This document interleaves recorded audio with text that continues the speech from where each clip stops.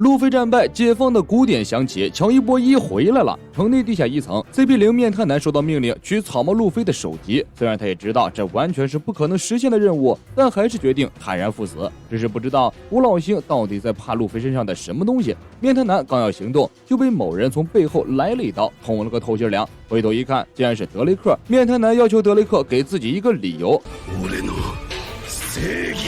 面瘫男笑了笑，使用 T 原地消失，趁德雷克不备，一指头在德雷克的脖根处戳了一个血洞。回到穹顶，路飞变身4档蛇人，继续与凯多激战。路飞使用弹力机关枪把凯多揍得连连后退。4皇的野心他不在乎，但是4皇的野心让这个国家的人吃不饱饭，这让路飞十分愤怒。这是我最后的4档了，在我力竭之前。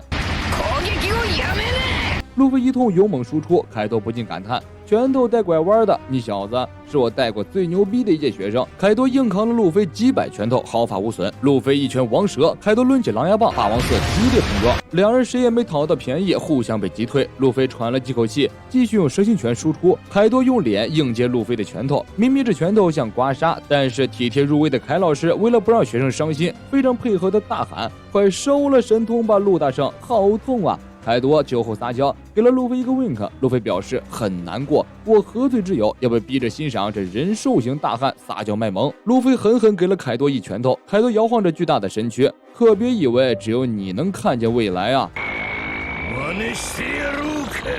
凯多发动见闻色霸气，变身龙形态。路飞的拳头在凯多的眼里成了提前播放的影像，凯多轻易便躲开了路飞的蛇形拳。卡尔最牛逼的见闻色招式预见未来被凯多轻松掌握。与凯多酒后偷师相比，李白酒后作诗也算不得什么了。凯多躲开路飞的拳头，一口咬住路飞，嘎嘣脆鸡肉味，接着一口把路飞吞进嘴里。路飞在凯多嘴里疯狂输出，凯多迎着雷电飞向云层高空，然后张开嘴把路飞吐了出来。路飞瞪圆了眼睛，凯多的嘴巴里一团巨大的火球闪烁着不祥之光。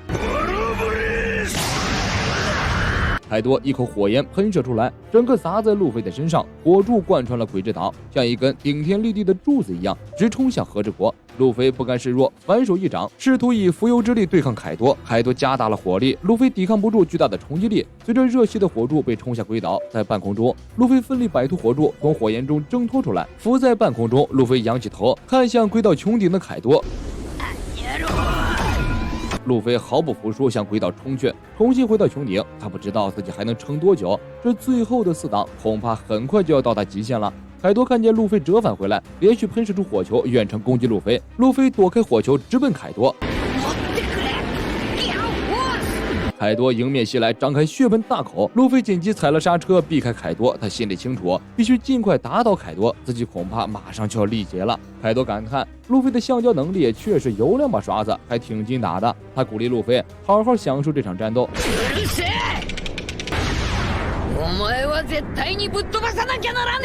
想到小玉和千千万万和之国那些喝不上干净水、吃不上好饭的民众，路飞就充满愤怒。就因为有凯多这等坏人在，凯多直率地承认了自己的所为：胜者为王，败者为寇，那些都是败者，我还让他们活着，他们都该感恩戴德了。凯多嘲讽那些手下败将，和之国的人早就习惯失败了，他们怨恨的表情让自己恶心。路飞十分气愤，举起像元气弹一样的拳头。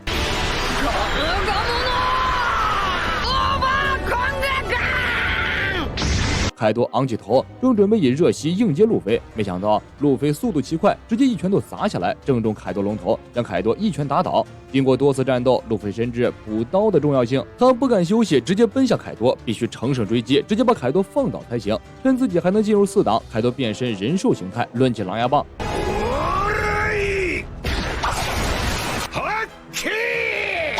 凯多一棍子重重砸在路飞身上，伴随着强大的霸王色缠绕，把路飞狠狠击飞。路飞喷出一口老血，被砸在碎石下面，像泄了气的气球一样呲呲喷气。不过路飞还没有失去意识，他努力憋住气息，把泄出去的气拼命塞回嘴里。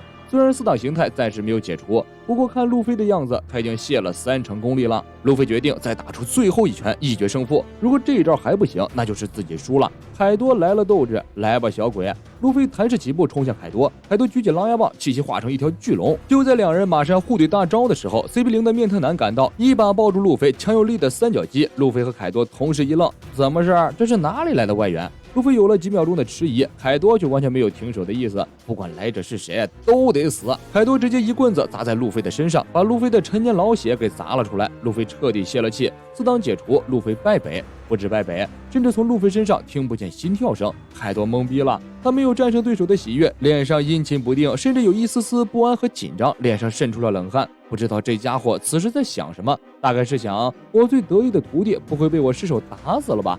糊涂啊！为师只想言传身教，实际带徒儿操练一下呀。骷髅穹顶屋顶之战，胜者百兽凯多。凯多呆呆地看着路飞。1分钟后，凯多注意到了那个双手插在胸前，似乎一身正气的 CP0面瘫男。凯多的牙齿咬得咯咯作响。面瘫男默默压低了帽子，他早就知道影响凯多战斗的后果，现在他也不打算逃走了，默默站在原地等待凯多的处刑。凯多手臂上抱起青筋，抡起狼牙棒，一棍子直接砸漏了穹顶，直接把面瘫男送去那西方极乐世界。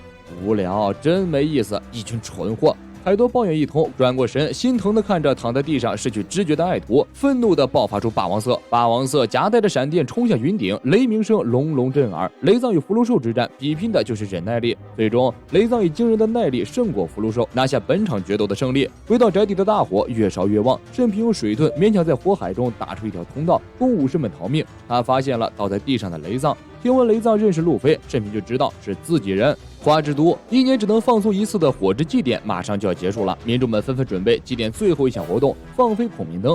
据说让愿望写在孔明灯上放飞到空中，先主就会看到这些愿望，帮助地上的人实现。非常感慨，这场景无论看多少次都觉得很美。陶之助很快就发现了不妙，因为他听不见路飞的声音了。凯多变身巨龙，浮在黑压压的云层之中，热气透过云层，把千疮百孔的宅邸又打出一个洞。凯多从乌云中露出真身，地上的人都被吓呆了。凯多用高亢的声音向所有人喊话：交出陶之助，饶你们不死，否则杀无赦。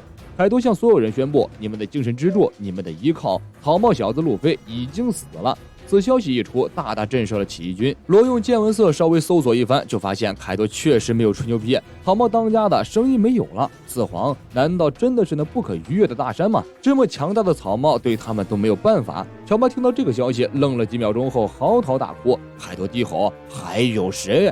凯多军一片欢呼雀跃，小玉强忍着悲痛，坚定地认为路飞绝对不会死，他会无数次站起来打败坏人。他没死，他还活着，我才不要路飞大哥死掉。娜美眼含泪水，她勇敢地走出去，不管那条长虫在说什么，路飞都不会死，就算被杀了也不会死。愤怒和悲痛让娜美忘却了恐惧，她勇敢叫嚣凯多：别因为打不过路飞就在这里吹牛，蠢蜥蜴，骗子长虫，你被路飞揍得很惨吧，都一身伤了。路飞说过会赢就一定会赢，路飞不可能输，不可能死。凯多蔑视着看了一眼娜美，接着从嘴里吐出热息。小马克见状立刻冲过来，以凤凰火拦下了凯多的火焰。娜美躺在地上，眼泪止不住的流。凯多没有继续对娜美攻击，他失去了对眼下这些弱者屠杀的兴趣。凯多向所有人宣布，鬼岛会按照计划坠落在花之都，所有人都得死。所以不管缺多少奴隶，自己马上会补上来。战败就是这种下场，你们失败的代价就是交出人权和希望。凯多警告众人，马上交出陶之助，否则战争不会停止。百兽海贼团士气大增，虽然大妈倒下了，但他们还有最后一道靠山凯多。小兵们以为自己又行了，像基德、罗这样的船长级别人物，拿下他们也不在话下。基德与罗的部下们纷纷动手，为保护船长和凯多军的小喽啰们打了起来。宅邸内的火焰越来越大，很多人被困在火海之中。鬼岛湾，陶之助还在努力拉扯鬼岛。大和听闻路飞战败的消息，立刻赶来找到陶之助，他想伙同陶之助一起去干掉凯多。陶之助吓尿了，路飞都打不过的怪物，你我又能做什么？拼死活到最后一刻，竭尽全力战斗至死，这才是武士吧？大和认为，现在所有人都已经遍体鳞伤，状态最好的就是他们2人，除了他们，没有人还能对付凯多。而且现在凯多想必也是伤痕累累，拼死一战绝对有胜算。陶之助表示，瘦死的骆驼比马大，何况凯多可是龙，像你我这样的牛马就别尝试反抗龙了，是时候收手了。让我们以和为贵，以谴责来代替战争，把凯多钉在历史的耻辱柱上，让后人骂死他好了。虽然很不甘心，但是路飞已经输了，我们也只能投降了。大和坚决不同意陶之助的想法，投降并不会救下大家，只能让大家重新变回奴隶。那些至死不屈凯多的各乡大名们的遗憾也不允许。这场战争背负着和之国的20年。陶之助被大和的一番话镇住了。大和看了眼鬼岛，陶之助军与其就此收手。宅邸内的战斗继续，凯多无差别的使用热气扫射，起义军和凯多军再次厮打起来。许多武士认为，好不容易支撑起来的希望不能就此磨灭，不战到最后绝不罢休。罗伊基德也纷纷加入战斗之中，娜美一边流泪一边呼唤着路飞归来。路飞，你能听见吗？航海士哭了，凯多要完蛋了。回到穹顶之上，路飞的大招正在 CD 中，突然他的心脏猛地跳动一下。和之国海域，相主睁大了空洞的双眼看向和之国，这和古典一样的心跳太熟悉了。古典越来越快，相主表示老子汗毛都炸起来了。陶之助，我听见了，真怀念啊！路飞的手抽搐一下，他的身上飘出灵魂一样白紫的气息，我听见了解放的鼓声，这个时隔800年的声音。相主的眼中亮起了光芒，路飞的头发茂盛起来，逐渐变成了白色，他的嘴角高高上扬，露出了恶作剧般的笑容。